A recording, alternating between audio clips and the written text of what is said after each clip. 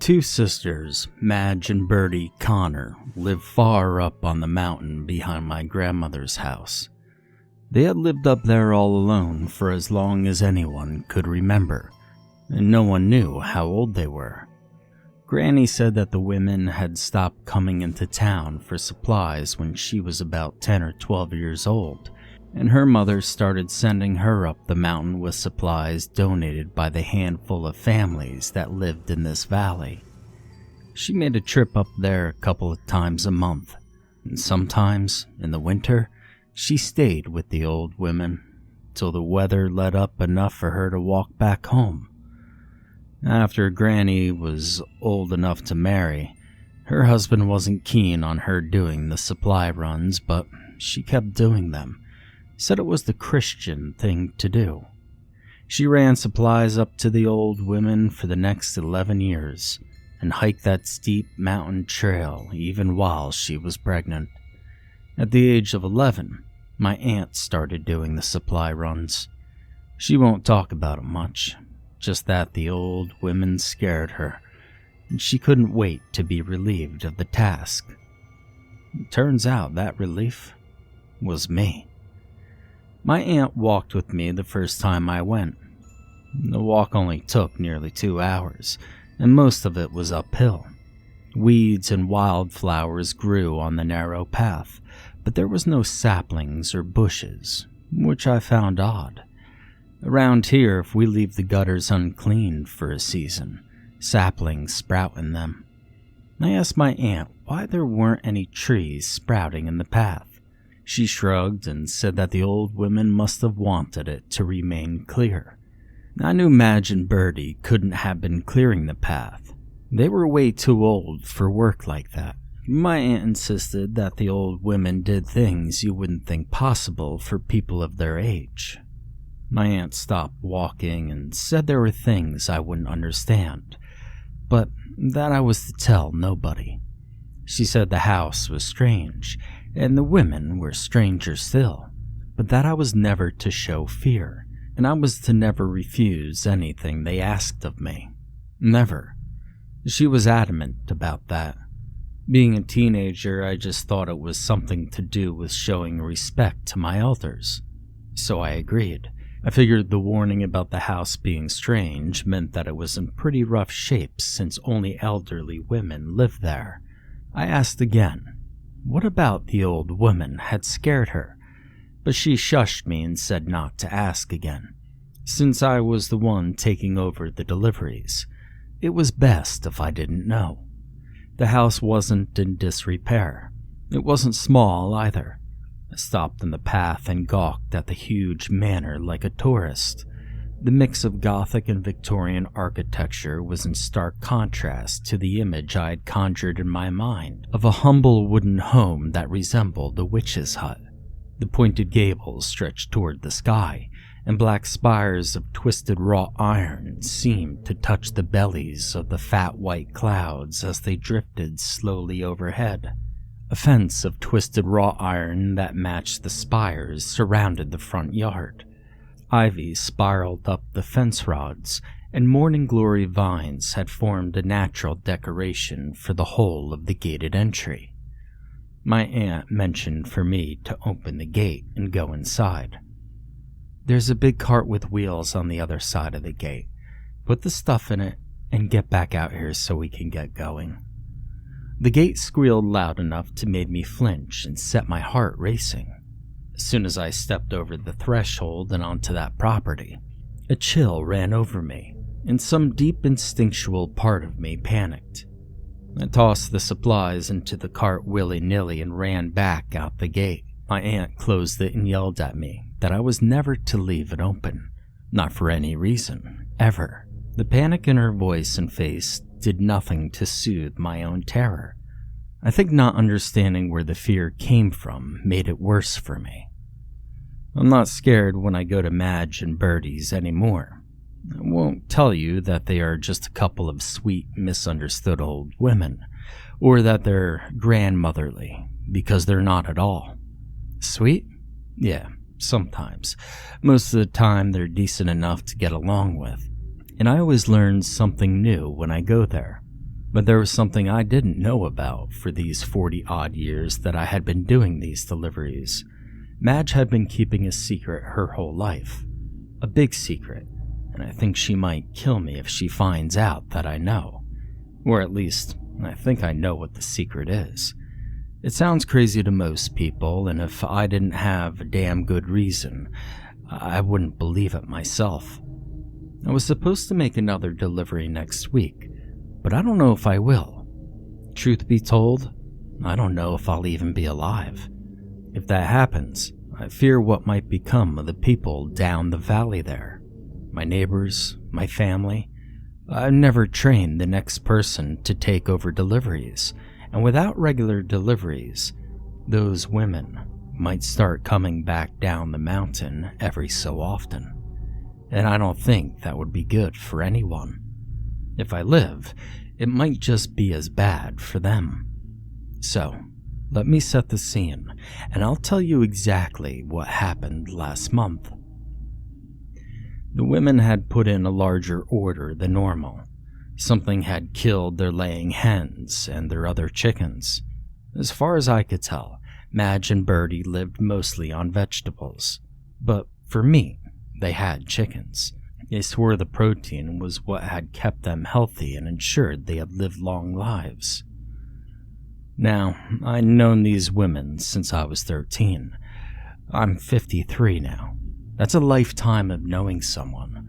Granted, I only went up there a few times a month to make deliveries, but over the past decade, I've gone up simply to visit.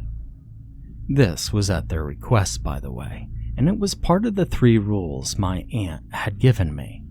Never deny anything they request of me. My husband died, and I was alone down in the valley for the most part. I mean, sure, there were a few cousins around, but none of them had time for visiting me. They had actively avoiding me after they found out I wouldn't talk about Madge and Birdie and the things that went on up there. All that to say that I felt comfortable enough to ask questions I'd been warned not to ask. If protein kept a body healthy and made them live longer, I should live to be at least 100. Birdie turned, her pale blue eyes wide and her color draining. She shook her head slightly, a warning for me not to go further with that line of talk. Birdie was always sharp as a tack. She knew where I was headed with it. "You'll be lucky to see 70, Madge said, chuckling dryly. "All you women from the valley are." "Madge," Birdie scolded. "Well, don't be rude. I thought you were enjoying Judy's company. Insult her enough, and she won't be back." Madge scoffed, gave me a smirk that chased all her wrinkles up one cheek to the corner of her ancient green eyes, and gave her a sinister look. "I need a new brood of hens for eggs, and a new flock with a rooster. Rhode Island Reds. They're the best for eggs and for meat. 3 days, and don't be late with them either." "If I change my diet like that, will it make me as ornery as you, Madge?" I laughed, but I was only half joking.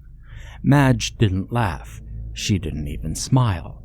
Her head dropped and her fists clenched at her sides, and I could have sworn that her green eyes flickered a deep yellow. It could have been the sunlight, sure, because we were outside, but Birdie's reaction let me know something was going on. Something that wasn't right. Fear swept over me out of nowhere. Never show fear. My aunt's warning echoed to me across the decades, and I held my ground, made eye contact with both women, and tried to remember to breathe. Now, I'd seen some things up there before. I'd seen Madge come out of the wooded area inside the back fence early one morning.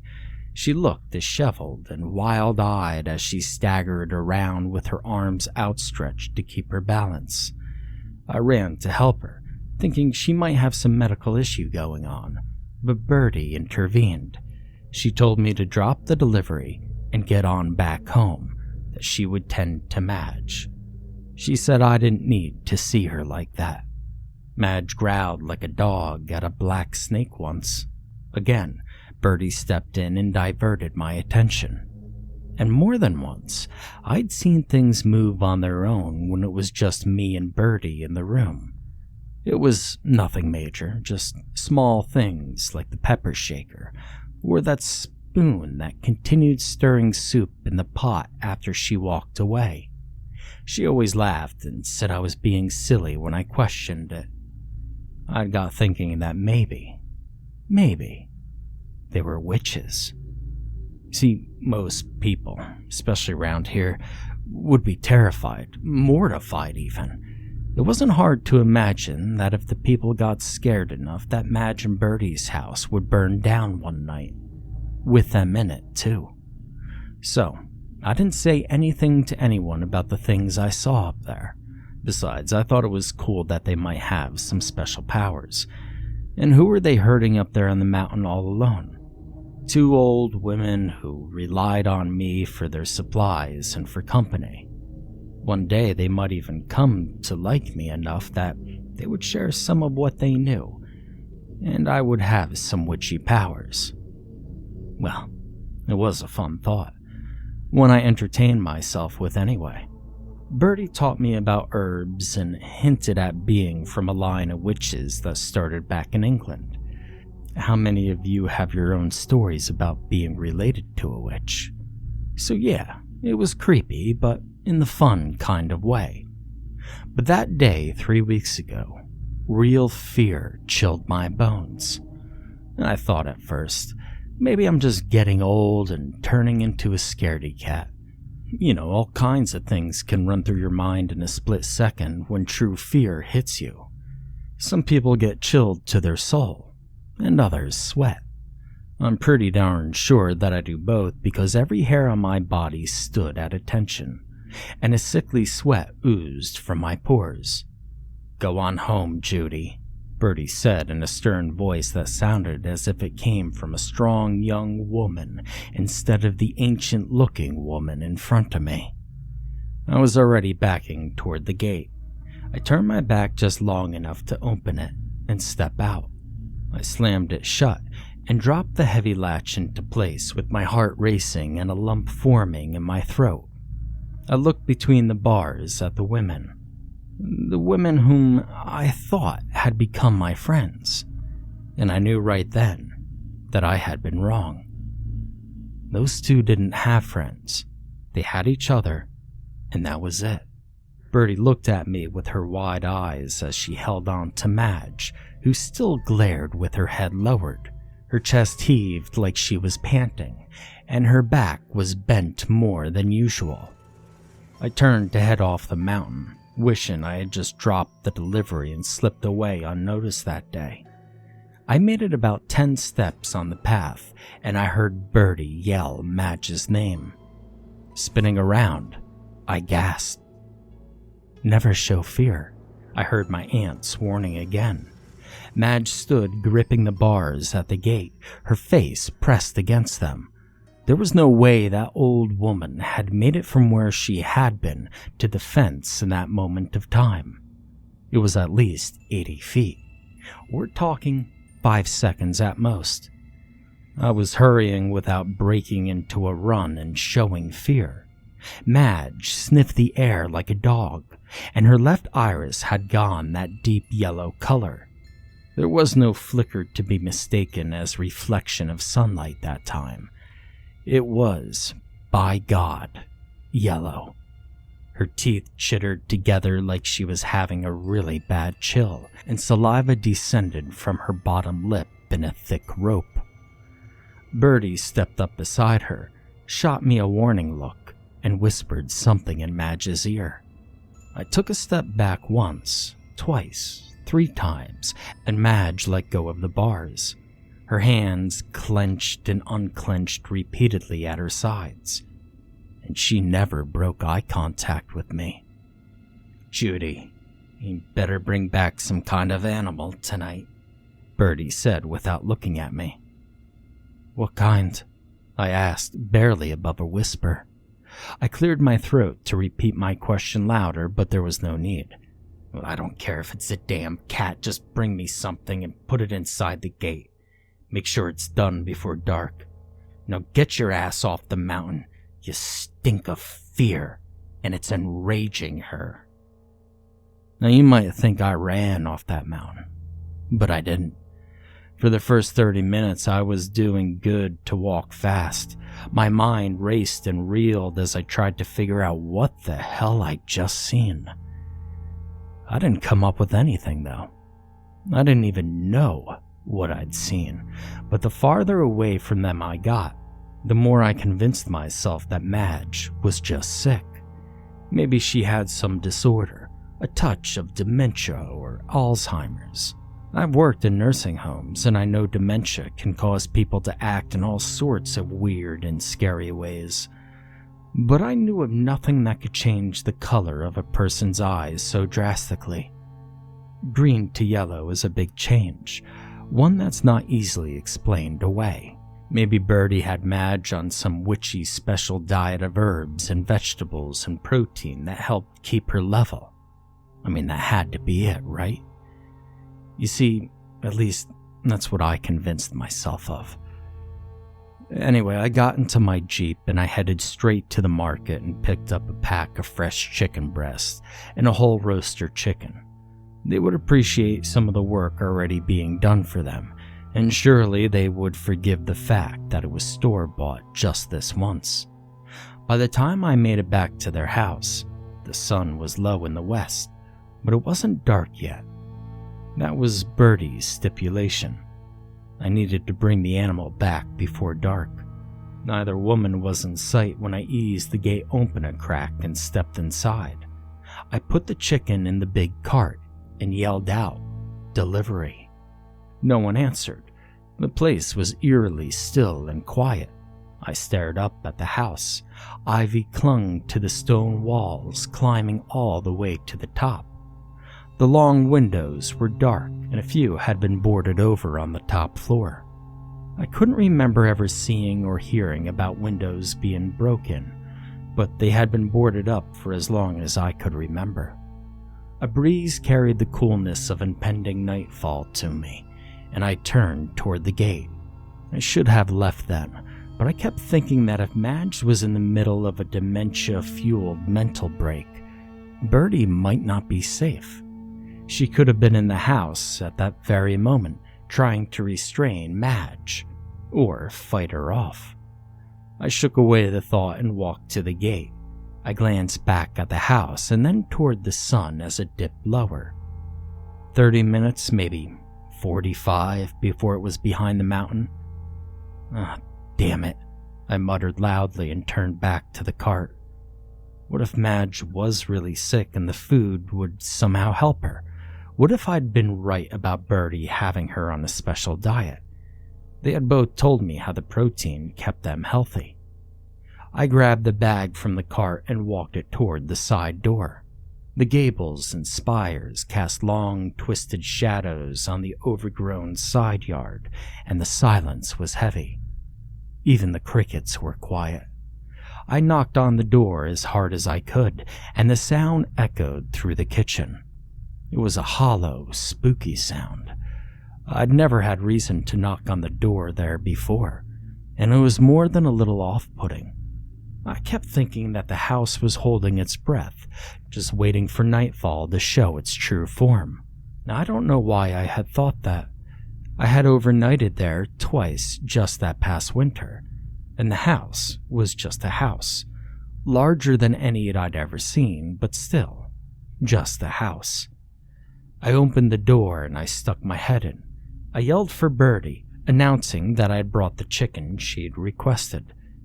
The interior was dark with the deep shadows of dusk. Candles or oil lamps should have been burning, but there was none that I saw. Stepping inside, I fumbled around until I found the candle and matches they kept by the window. The puny little flame was a bright spot in the vast darkness, but at least it was something. Holding the candle high, I called out as I walked from the kitchen into the wide, long hallway. Shadows danced along the walls and floors as the candlelight flickered. Using its flame, I lit candles in the wall sconces along that corridor. and I can't say the light did anything to ease my nerves. If anything, I think it added an air of eeriness that made it worse. I was jumping at shadows by the time I reached the foot of the stairs, and I couldn't find my voice to call out again. But that's when I heard the distinct sounds of claws ticking against the stone floor in the large living room that lay a few feet past the staircase, where I stood frozen. Madge and Birdie didn't have a dog, but that's what I heard stealthily moving toward me from that pit of blackness. I backed away, unable to turn around and run. If I took my eyes off the darkened doorway, whatever was in there would pounce me. I knew it in my heart. The animal in there growled and my blood turned to ice. I held the candle out in front of me, gripping it in both hands like it was freaking Excalibur. The growl remained low, a rumble that vibrated through my bones and wrapped around my guts. Then it moved. Not toward me, not into the light, but upward. The sound was coming from something that was taller than I was. The dining room was to my left. It was dark in there. Only a bit of the ambient light from the wall candles crept in a few feet. But there was a door that led outside, directly across the room. I'd seen it when I was there before, and I knew it led to a small cobblestone patio that held 2 chairs and a small table. 2 large rose bushes grew at the edge of the cobblestones, blocking the patio from the yard.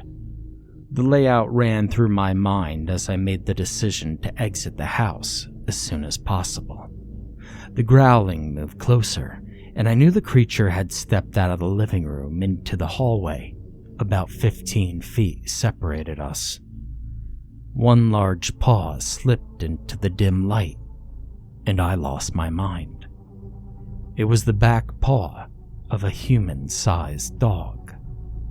1 second, I'd been looking at the creature's outline in horror, and the next, I was battering the French door and trying to get it open. A high-pitched scream deafened me, and it took a second to realize I was the one screaming. Never show fear, never show fear, never show fear. Yeah. It was too late for that. The animal was coming to the door behind me, and I was already imagining what its fangs would feel like as they tore into my neck, into my gut, and I kicked at the door. The glass wouldn't break. I felt like I was kicking a brick wall. And then it happened. The snarling was right at my ear. The stinking hot breath was wrapping around me, gagging me, and then the teeth, those sharp, carnivorous fangs, were in my shoulder. A fire blazed to life in the hearth to my right. The animal yelped, and a woman's commanding voice filled the room. "Leave her alone," the woman said. The animal went down on all fours, and I turned in time to see her hurry out of the dining room. It was wearing tatters of the blouse and skirt Madge had been wearing earlier. The fire dimmed until it was only cinders, and I caught sight of Birdie standing by the doorway. She was tall and beautiful, but her expression was hard and angry. She motioned toward the French doors, and something click-clacked. "Get out. Go home. And forget," she said in a loud whisper as she flourished her hand toward me. I bolted. I flung the gate open and ran as far as I could before the darkness was too thick to see the path. It took me 4 hours to make my way home that night, and I'm kind of sad to report that the grievous injury to my right shoulder was almost completely healed by the time I got here. Now, I've heard the stories about the werewolves. Sometimes, if they just bite their victim, the victim doesn't turn. Sometimes they show every sign that they will transform, and then they suddenly die. The werewolf blood is just too strong, and it kills them. Me? Who's to say? and I have to wonder if it wasn't Madge's plan all along to turn me. Maybe she was tired of being the only one of her kind around here. Or maybe she was in a full moon blood rage, or whatever they call it when a werewolf has the overwhelming urge to kill, and I just happened to be there. She listened to Birdie, and that lets me know I was right about her being a witch. 2 supposed sisters. One's a witch, the other a werewolf. Or maybe I just need to go to the psychiatric hospital and check myself in for a nice long stay. But first, I need to eat. I'm ravenous. I'm thinking chicken is the consolation prize. Madge can have all the chicken she wants. Me? I'm feeling like something bigger tonight.